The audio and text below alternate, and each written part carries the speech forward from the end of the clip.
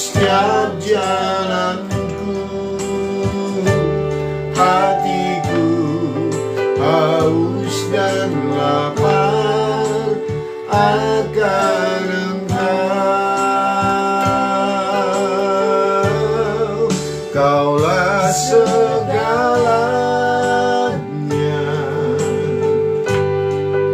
di dalam hidupku.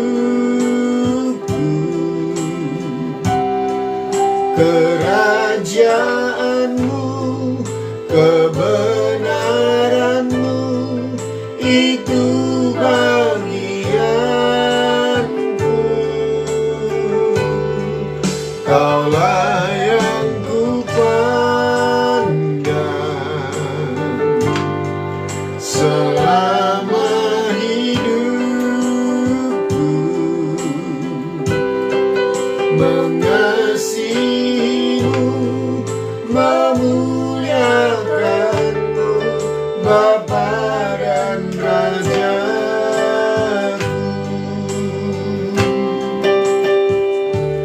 Kau Bapa yang mengasihiku, kuasa-Mu memulihkanku. Hati yang baru Kau berikan untukku dapat melihat rencana-Mu indah bagiku. Kau ada di setiap jalanku. Hatiku haus dan lapar akan Engkau. Kaulah segalanya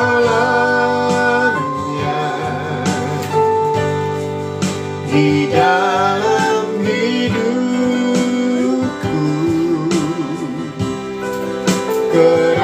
Kerajaanmu, kebenaranmu, itu bagianku.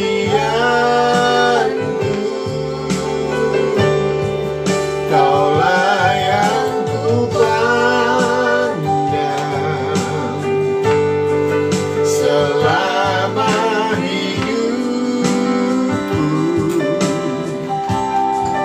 Mengasihimu, memuliakanmu, Bapa dan Rajaku. Kaulah segalanya, segalanya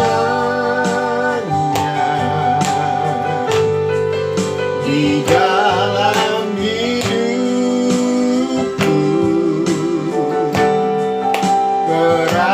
Kerajaanmu, kebenaranmu, itu bagianku. Kaulah yang kupandang selama hidupku. Mengasihimu, memuliakanmu, Bapa dan Rajaku. Kaulah segalanya di dalam hidupku. Kerajaanmu, kebenaranmu, itu bagianku. Kaulah yang kupandang selama hidupku. Mengasihi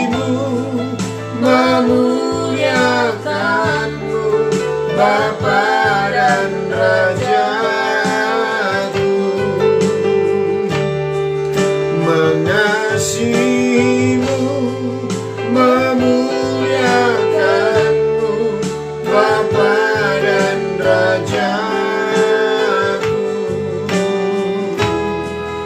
Mengasihimu, memuliakanmu, Bapa dan Rajaku.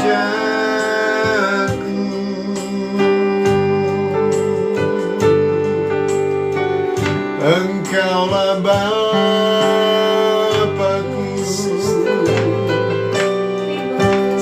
dan ini kami anak-anakmu ya Bapa. Engkau yang terlebih dahulu mengasihi kami,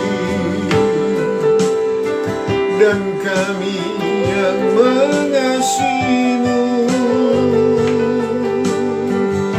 ya Bapa. Ya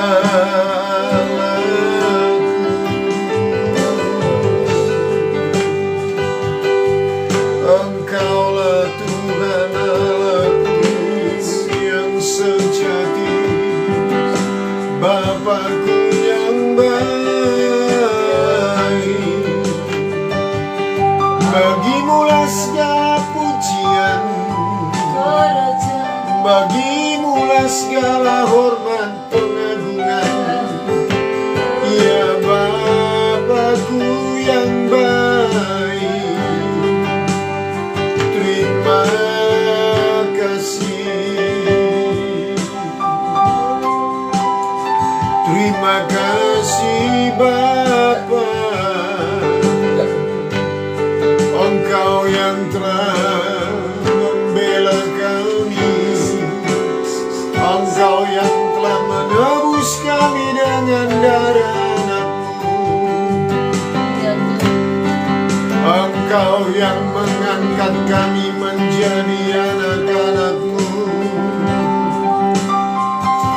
dan Engkaulah Bapa kami yang baik. Terima kasih. Kami bersyukur, Bapa kami yang baik. Kami bersyukur boleh mengenal Engkau sebagai Bapa, sebagai Bapa yang mengasihi kami, yang telah menebus kami dari lumpur dosa, yang menebus kami, membebaskan kami dari hamba iblis menjadi hamba Tuhan, menjadi anak-anak daripada Bapa. Kami bangga Tuhan, sebab tidak ada lagi penghukuman bagi kami anak-anak-Mu. Ya Tuhan, terima kasih Bapa. Sekalipun kami melakukan dosa, tetapi kami memang akan mendapatkan hajaran daripada Bapa kami yang mengasihi kami. Terima kasih kebenaran-Mu. Malam ini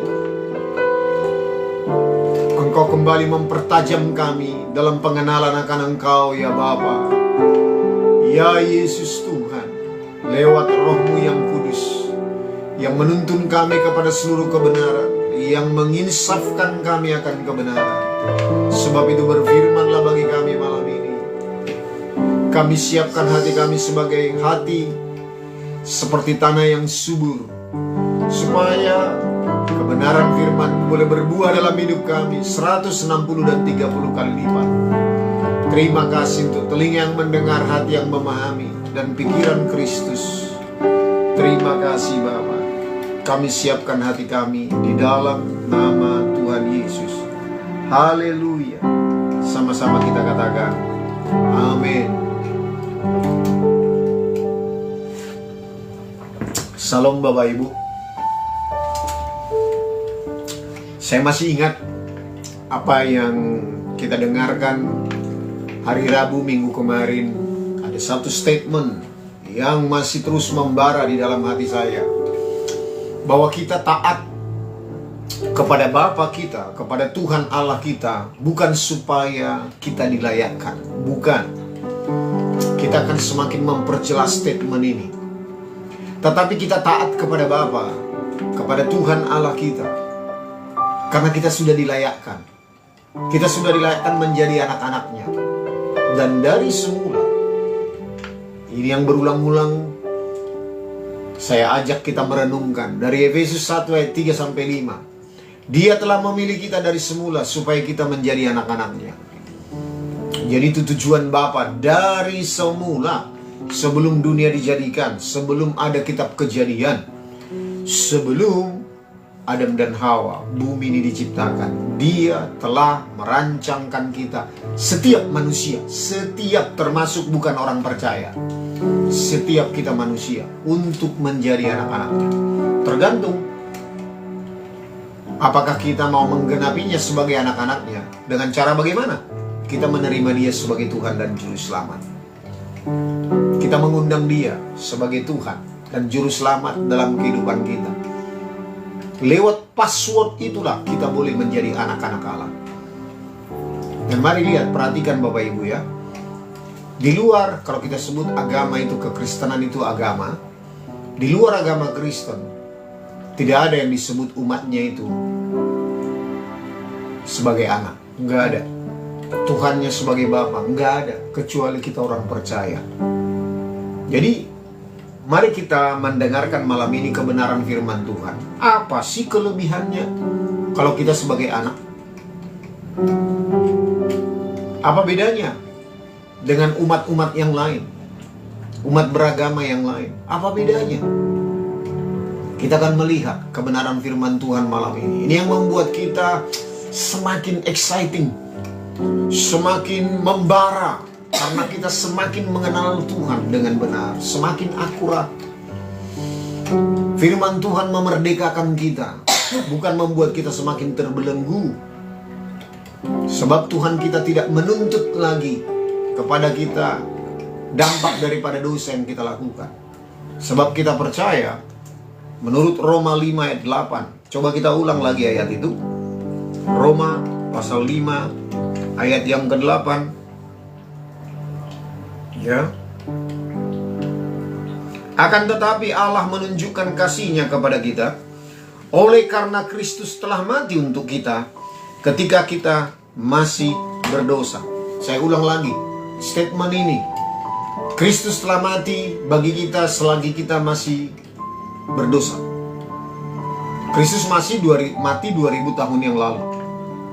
Kalau kita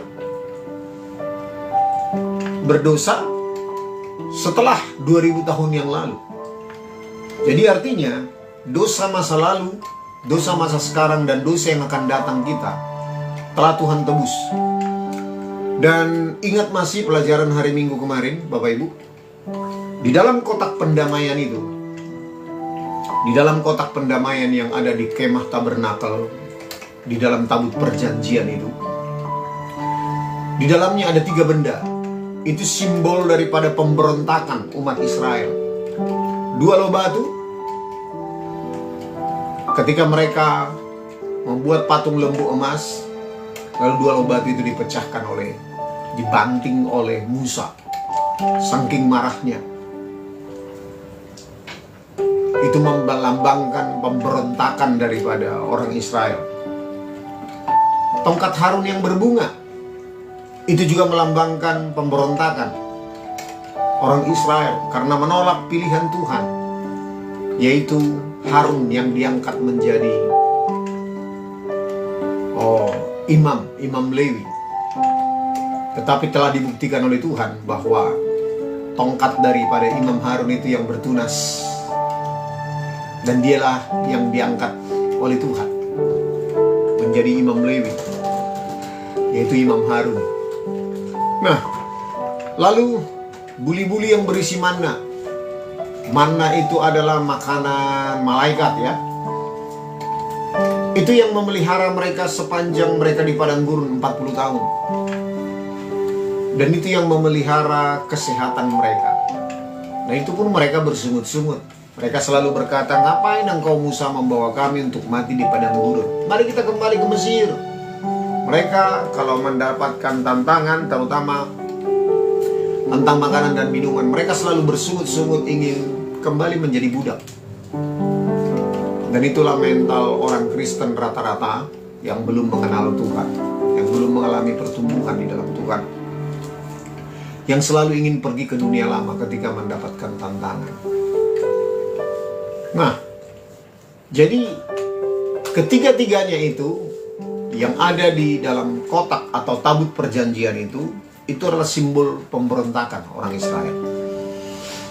Dan mari kita ingat di 1 Korintus pasal yang ke-10 dikatakan bahwa oleh Paulus bahwa mari kita melihat bahwa perjalanan orang Israel ini adalah menjadi contoh bagi kita yang hidup di perjanjian baru di akhir zaman.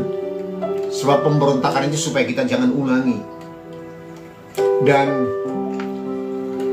kotak pendamaian itu ditutup oleh tutup pendamaian. Dan tutup pendamaian itu terbuat dari emas, tidak ada unsur kayu, tidak ada unsur kemanusiaan.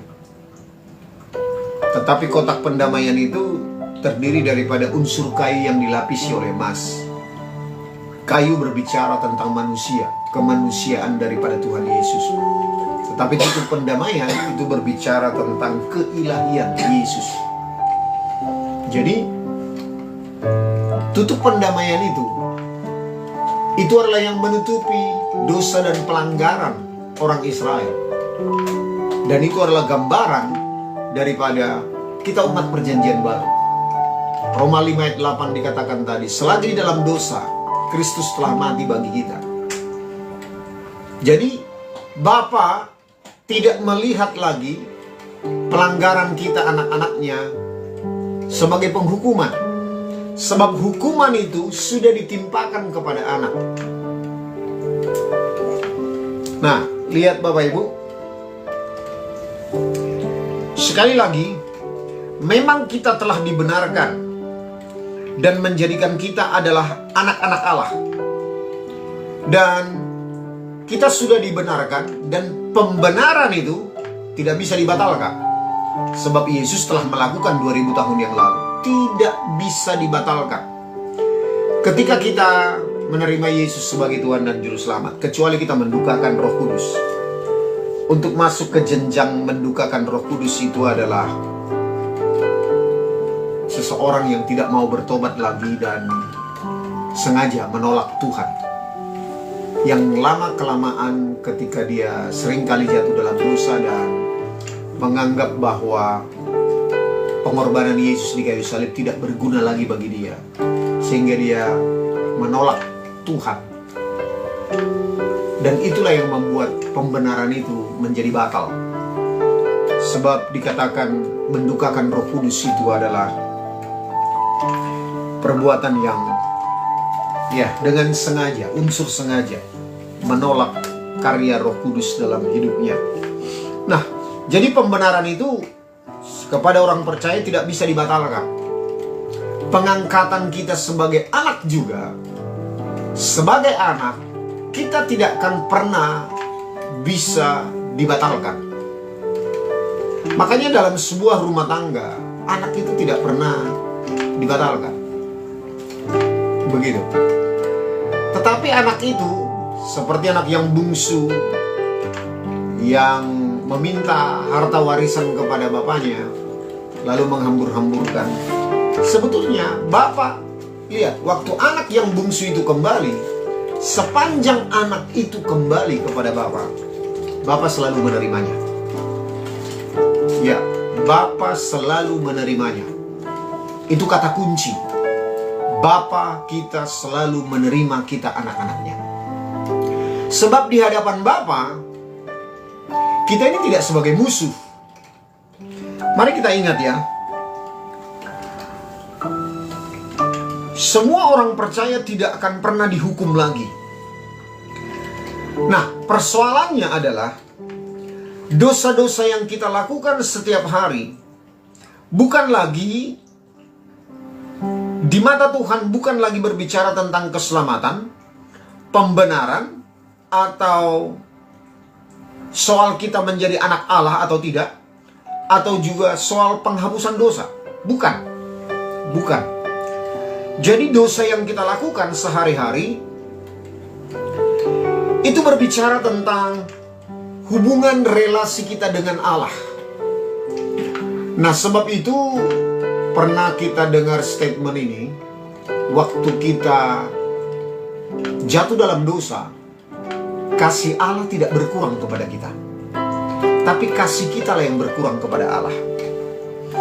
Jadi hubungan kita dengan Allah kita ini adalah hubungan yang spesial, yaitu hubungan sebagai bapa dan anak. Nah, tetapi ada dua hubungan atau relasi kita dengan Allah, yaitu satu sebagai hakim yang adil, dan kedua sebagai bapa. Nah, lihat Bapak Ibu, apa yang dikerjakan oleh Yesus di kayu salib, yang telah menerima semua upah, menerima semua dosa, pelanggaran, masa lalu, masa sekarang, masa yang akan datang. Tuhan telah tanggung di kayu salib. Jadi begini, artinya begini.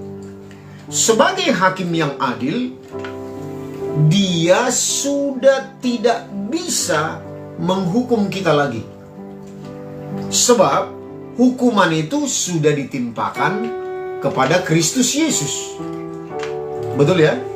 Supaya relevan. Ingat tadi, Bapa kita, Dia sebagai hakim. Yang kedua, sebagai Bapa. Sebagai hakim, kalau kita jatuh dalam dosa, Dia tidak bisa menghukum kita lagi. Karena dosa pelanggaran kita, masa lalu, masa sekarang, dan masa yang akan datang, itu telah ditanggung oleh Tuhan Yesus di kayu salib. Jadi kalau Bapa menghakimi kita lagi, itu artinya Dia tidak adil sebagai Bapa, sebagai Allah. Dia tidak sebagai Allah yang adil lagi kalau Dia masih menghakimi kita karena dosa. Keep dulu ya Bapak Ibu. Sekali lagi, semua kebenaran ini bukan menghalalkan kita berbuat dosa, tetapi bahkan memerdekakan kita dari dosa. Supaya kita bisa pisahkan hubungan antara kita anak dengan Bapa dengan waktu kita jatuh dalam dosa. Sebab waktu kita jatuh dalam dosa, siapa yang punya kesempatan untuk memutuskan hubungan kita dengan Bapa? Itu adalah iblis. Dia selalu datang menuduh dan mendakwa. Dan untuk membebaskan kita dari tuduhan dan dakwaan ini, kita harus mengerti posisi kita sebagai anak-anak Allah. Nah, artinya begini, waktu kita sudah menjadi orang percaya, kita menjadi anak. Semenjak saat itu, kita tidak pernah ditolak oleh Bapa sebagai anak. Semenjak saat itu, kita tidak pernah dibuang sebagai anak.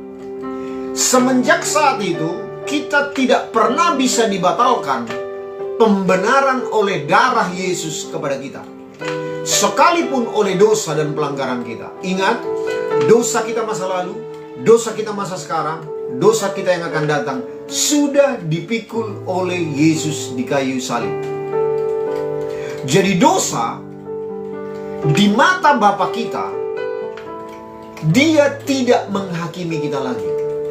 Sebab sebagai Allah yang adil, yaitu sebagai hakim yang adil, Dia tentu tidak akan menghakimi kita lagi. Karena Yesus telah menanggung semua dosa pelanggaran kita. Ingat, dosa masa lalu, masa sekarang, dan dosa yang akan datang. Itu ya, itu dulu. Sebagai hakim, Bapa kita sebagai hakim yang adil, Dia tidak akan menghukum kita lagi. Nah, tetapi mari lihat, apakah kita bebas begitu saja berbuat dosa? Nah, lihat, kita baca Ibrani pasal yang ke-12. Jadi di mata Tuhan, waktu kita melakukan pelanggaran, waktu kita melakukan dosa setelah kita menjadi anak, setelah kita menjadi orang percaya di mata Tuhan, kita tidak seperti musuh lagi. Lihat ya, penghukuman itu sifatnya adalah pembalasan, tetapi hajaran itu adalah karena kasih. Nah, untuk lebih mengerti, kita baca Ibrani pasal 12 ayat 6-7. Kita baca 2-3. Karena Tuhan menghajar orang yang dikasihinya, dan Ia menyesah orang yang diakuinya sebagai anak. Jika kamu harus menanggung ganjaran, Allah memperlakukan kamu seperti anak. Di manakah terdapat anak yang tidak dihajar oleh ayahnya? Nah, lihat.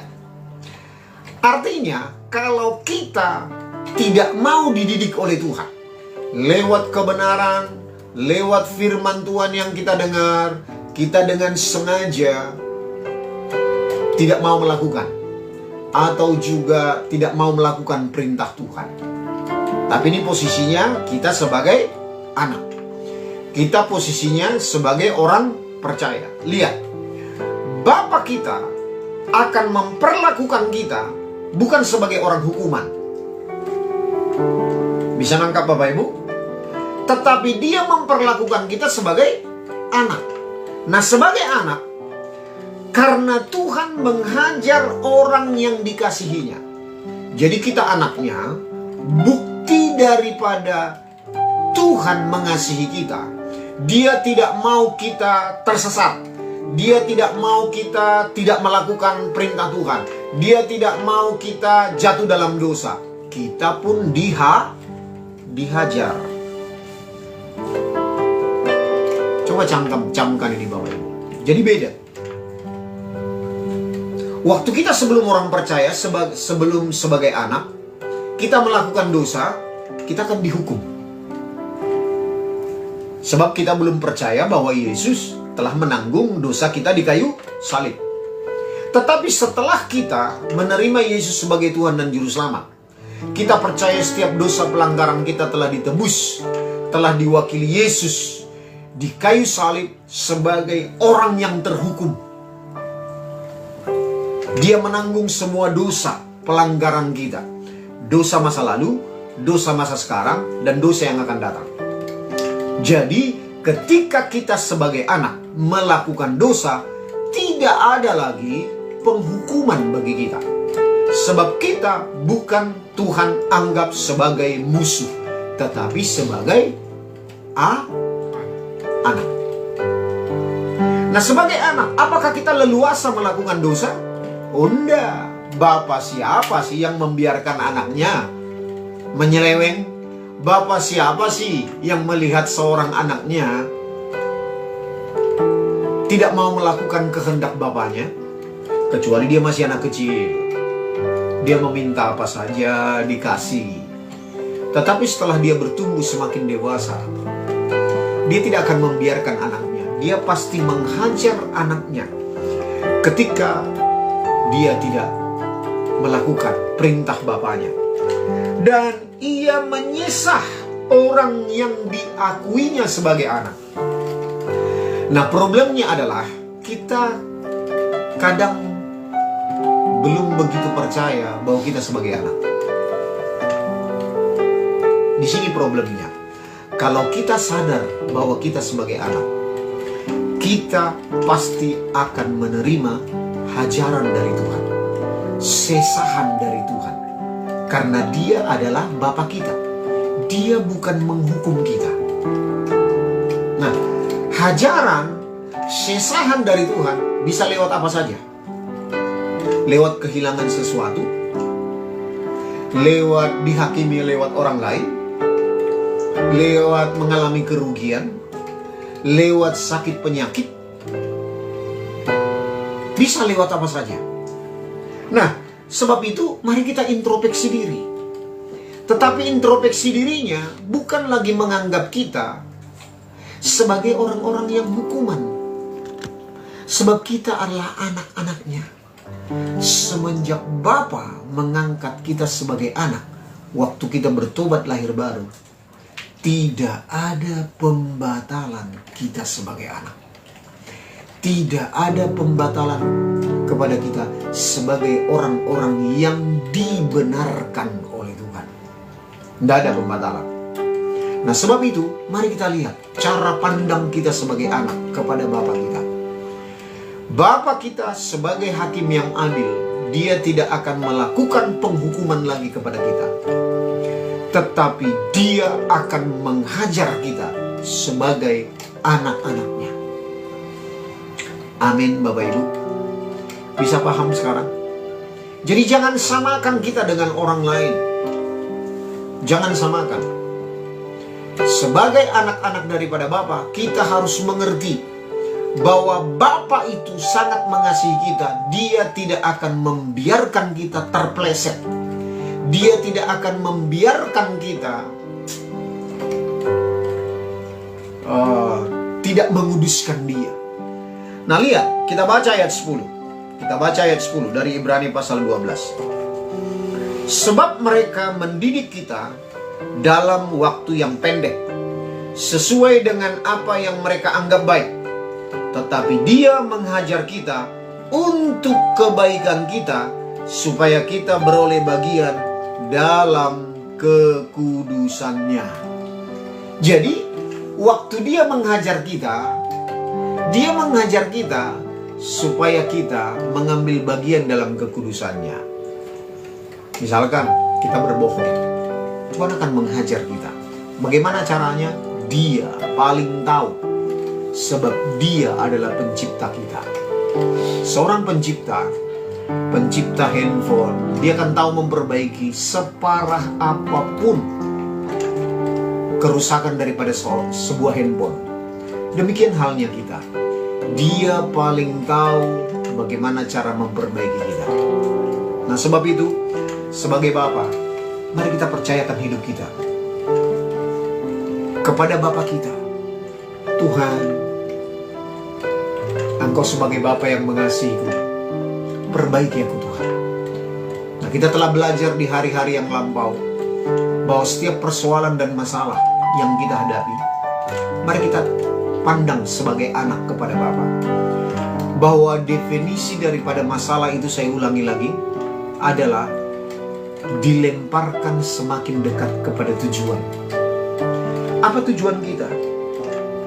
Apa tujuan kita? Roma 8 ayat 29. Untuk menjadi serupa dengan gambaran anaknya. Itulah tujuan. Nah, sebab itu lewat masalah persoalan, mungkin ini juga sebagai bentuk hajaran, atau juga oleh karena firman. Matius 13 ayat 21 dikatakan akan datang aniaya karena firman itu. Nah, mari kita introspeksi diri. Apakah ini bentuk hajaran dari Tuhan kepada kita, ataukah bentuk aniaya karena firman? Sehingga kita meresponi setiap masalah dan persoalan itu dengan cara yang benar. Bagaimana? Apa pertanyaan yang sering kali kita ajukan kepada Tuhan waktu kita mengalami masalah dan persoalan? Biasanya kita akan bertanya begini kepada Tuhan. Tuhan, kenapa ini terjadi kepadaku? Dan juga setelah sekian lama, belum ada jawaban juga. Lalu kita bertanya kembali, Tuhan, sampai kapan ini bisa terjadi padaku? Nah, kita selalu mempersalahkan Tuhan. Tetapi kalau kita mengerti posisi kita sebagai anak, kita akan tahu. Lalu kita akan bertanya kepada Tuhan, Bapa, apa yang perlu ku perbaiki dalam hidupku lewat masalah dan persoalan ini? Apa yang perlu aku ubah? Cara berpikirku, cara bertindak, cara berkata-kata. Mari kita introspeksi. Itu adalah pertanyaan yang sangat brilian. Itu adalah pertanyaan daripada anak-anak Bapa yang pintar, yang bijaksana. Lalu Roh Kudus pasti akan menunjukkan mana aja bagian hidup kita yang belum kita seturut dengan kehendak Bapa. Itulah introspeksi diri. Itulah artinya Roh Kudus diutus Bapa untuk menginsafkan kita akan kebenaran, bukan akan dosa. Siapa yang suka dosa? Siapa yang suka insaf akan dosa? Iblis. Sebab dia akan datang menuduh dan mendakwa kita. Tapi Roh Kudus bukan menginsafkan kita akan dosa. Dia datang menginsafkan akan kebenaran. Lalu kalau kita insaf akan kebenaran, kita akan meninggalkan dosa. Jadi jangan diputar balik Bapak Ibu. Jangan diputar balik. Selama ini kita telah termakan tipuan oleh si jahat. Kita akan bolak-balik memikirkan dosa. Aduh, aku jatuh lagi dalam dosa, Tuhan, aku begini. Kita kembali kepada umat perjanjian lama kalau begitu. Dosa itu berulang-ulang. Kita renungkan.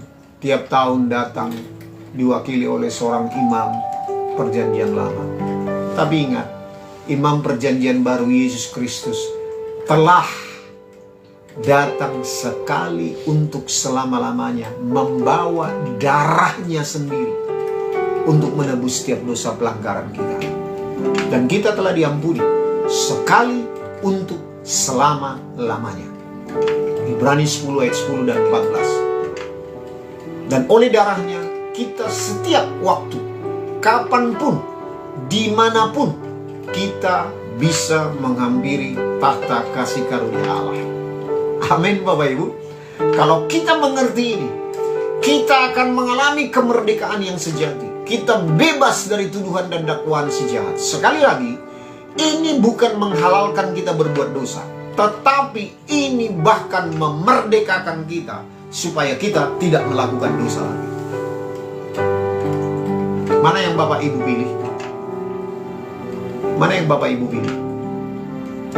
Kebenaran ini kita terima supaya kita bebas berbuat dosa, atau supaya kita bebas dari dosa? Tentu kita memilih supaya kita bebas atau merdeka dari dosa. Bukan bebas untuk melakukan dosa, tetapi bebas dan merdeka dari perbuatan-perbuatan dosa. Sebab kita paham bahwa kita sebagai anak, kalaupun kita masih jatuh dalam dosa, kita pasti akan dihajar oleh Bapa kita. Kita pasti akan disesah sebagai anak-anaknya. Sebab tidak ada seorang Bapa yang mau membiarkan anaknya tersesat. Tidak ada seorang Bapa. Makanya kalau kita sebagai orang tua ya, saya juga belajar ini Bapak Ibu. Setelah mendengarkan kebenaran firman Tuhan ini, saya juga semakin belajar sebagai orang tua. Khususnya bagi anak-anak kita yang masih kecil. Mari kita jangan mengajar anak kita waktu kita emosi. Mari kita jangan mengajar anak kita waktu kita keadaan marah. Sebab seorang bapa menghajar anaknya, itu motivasinya hanya satu. Dikatakan tadi, barang siapa diakuinya sebagai anak, dia akan dihajar oleh bapaknya. Jadi dasarnya Bapa menghajar kita adalah bukan karena marah, bukan karena mau membalas, bukan karena mau menghukum, tetapi dasarnya adalah karena mengasihi kita sebagai anak. Itu kita harus merdeka. Itu kita harus merdeka Bapak Ibu. Jangan lagi menganggap hajaran daripada Bapak kita sebagai penghukuman. Jangan lagi ada yang menganggap Bapak kita sebagai Bapak yang menghukum. Tidak. Dia tidak akan pernah lagi membalas dosa yang kita lakukan sebagai anak. Sebab kalau dia menghukum kita, itu artinya dia menggagalkan apa yang telah dilakukan Yesus di kayu salib 2000 tahun yang lalu. Bahwa Yesus telah menanggung setiap dosa penghukuman yang telah kita lakukan. Baik dosa masa lalu, masa sekarang, dan dosa yang akan datang. Tetapi ingat, kalaupun dia menghukum kita, bukan lagi karena sebagai musuh, tetapi sebagai anak. Jadi sebagai kita orang tua, kalau kita marah kepada anak, melihat anak kita memberontak atau apapun keadaannya, mari reda dulu amarah kita. Kita koreksi, apakah saya menghajar anak saya karena mau membalaskan pemberontakan dia, atau karena kita mengasihi dia?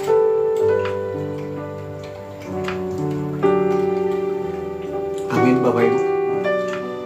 Saya teringat orang tua saya yang sudah dipanggil oleh Tuhan.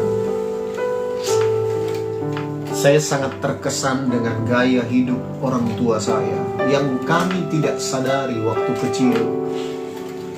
Ketika kami melakukan apa yang orang tua kami larang untuk dilakukan. Misalkan tidak permisi ketika kami tidak tidur di rumah, kami tidur di rumah keluarga kami yang lain. Kami tidak permisi kepada orang tua kami. Orang tua kami ini bapak akan menunggu kami. Dia tidak akan tidur semalaman. Dia akan menunggu kami di meja di ruang tengah sampai pagi, sampai kami pulang. Tetapi ketika kami dilihatnya pulang, dia tidak langsung menghukum kami. Kita juga sebagai anak menduga-duga ya, kapan kita dipanggil oleh bapak kita ini untuk dihakimi. Nah, tetapi ditunggu 1 hari, 2 hari, 1 minggu, 2 minggu, 3 minggu, 1 bulan, 2 bulan. Kita sudah lupakan kesalahan kita. Nanti bapak kita satu ketika dia panggil kita. Lalu dia ambil tali pinggangnya, lalu dia libas kita dengan tali pinggangnya. Cetak, cetak, cetak. 3 kali. Rata-rata 3 kali. Lalu dia tanya, tahu enggak kenapa kamu papa hajar? Oh, kita udah lupa. Lalu bapak kita pun meringatinya. Kamu bapak hajar karena kamu tidak pulang waktu malam itu. Oh, kita pun teringat. Saya tidak tidak menganjurkan sampai sebegitu ini ya, sampai lupa kita akan apa. Ya mungkin itu dasar daripada pemahaman orang tua saya. Cuma yang saya ambil positifnya adalah, kebenarannya adalah bahwa dia tidak lagi dalam kondisi emosi. Dia benar-benar memukul kita karena mengasihi dia, karena mengasihi anaknya. Sehingga tidak ada unsur kepahitan kepada bapak kita. Tidak ada. Nggak ada. Tidak pernah kita dendam kepada bapak kita. Tidak pernah. Padahal dia tidak membiarkan kita. Dia pasti menghajar kita. Tetapi dia tidak menghajar kita dalam kondisi emosi. Nggak sampai rontok gigi, patah leher gitu. Tidak. Nggak pernah. Tapi dia menghajar kita karena motivasi mengasihi kita sebagai anaknya. Mari kita orang tua juga mulai mempraktekkan ini. Coba kita cek waktu kita mau menghajar anak kita. Apakah motivasi kita untuk membalaskan pemberontakan anak kita? Ataukah karena kita mengasihi anak-anak kita? Kalau kita mengasihi anak-anak kita, dasarnya tidak akan membalaskan. Tidak akan dendam. Tidak akan emosi. Tetapi mari kita melakukannya karena mengasihi anak-anak kita. Karena demikianlah yang diwariskan oleh Bapa kita. Coba kita buka lagi Wahyu 3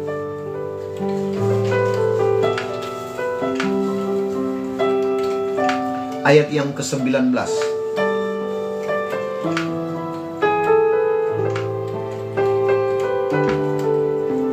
3 ayat 19. Barang siapa kukasihi, ia kutegur dan kuhajar. Sebab itu relakanlah hatimu dan bertobatlah. Lihat, kenapa Bapak kita menghajar kita? Kenapa Bapak kita menegur kita? Bukan karena untuk menghukum kita, tapi karena kita adalah anak-anaknya yang dikasihinya. Amin. Jadi mari kita menyadari bahwa kita adalah anak daripada Bapa kita di surga. Dia tidak pernah menghakimi kita lagi. Setiap dosa pelanggaran yang kita lakukan tidak lagi akan dihakimi, tidak lagi akan dihukum, tetapi dihajar iya. Karena Dia sebagai Bapa yang mengasihi kita tidak akan membiarkan kita terpeleset, kita jauh dari rencana Tuhan. Amin Bapak Ibu. Mari sama-sama katakan merdeka. Kita bawa sekali lagi pujian ini dalam pengertian yang benar sebagai Bapa yang mengasihi kita.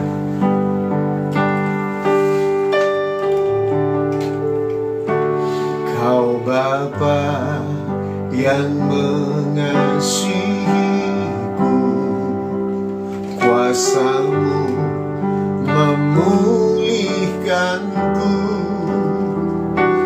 hati yang baru Kau berikan untukku, dapat melihat rencana-Mu indah bagiku. Kau ada di setiap jalanku, hatiku haus dan lapar akan Engkau. Kaulah segalanya di dalam hidupku. Kerajaan-Mu, kebenaran-Mu, itu bagianku. Kaulah yang kupandang selama hidupku.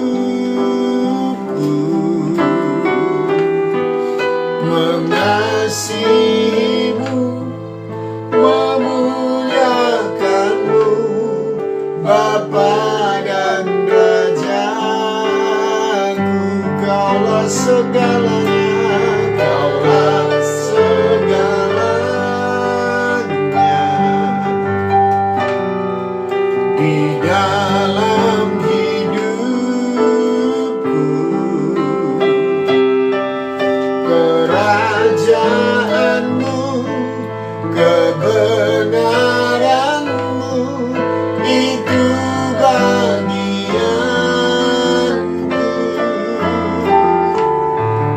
Kaulah yang kupandang selama hidupku. Mengasihi-Mu, memuliakan-Mu, Bapa dan Rajaku.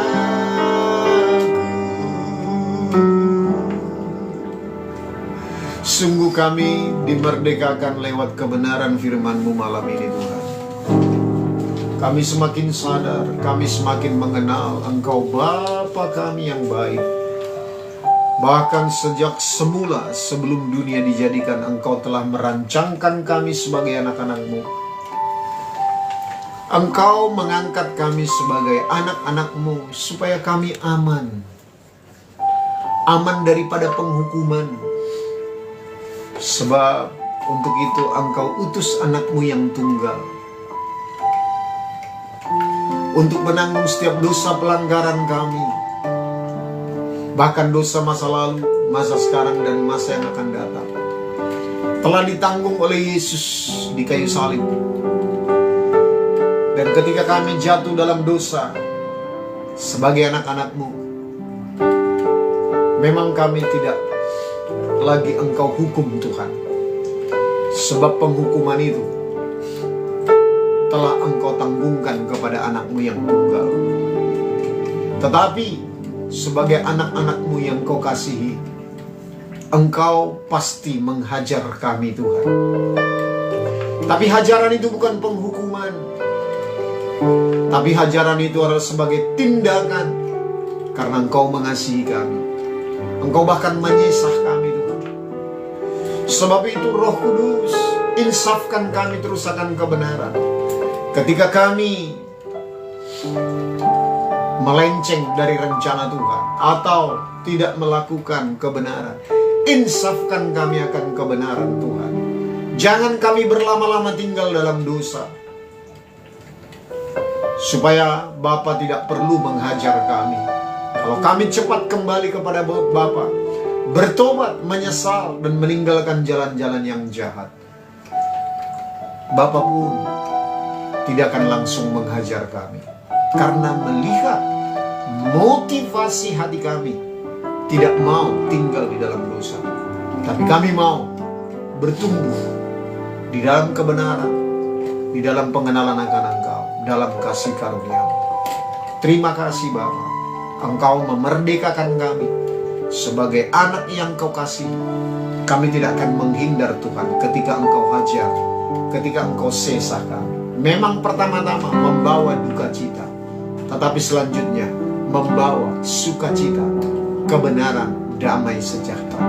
Terima kasih Bapa, supaya kami memperoleh kekudusan di dalam mengikut Engkau. Terima kasih, kami mengucap syukur Bapa.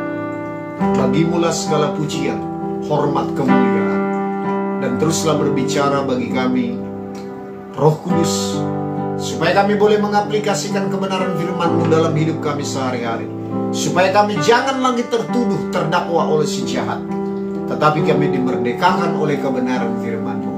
Terima kasih Bapa. Berkati umat-Mu Tuhan, yang mendengarkan kebenaran firman Tuhan ini, sehingga kami boleh mengalami kemerdekaan yang sesungguhnya. Terima kasih, meteraikan kebenaran firman-Mu hanya di dalam nama Tuhan Yesus.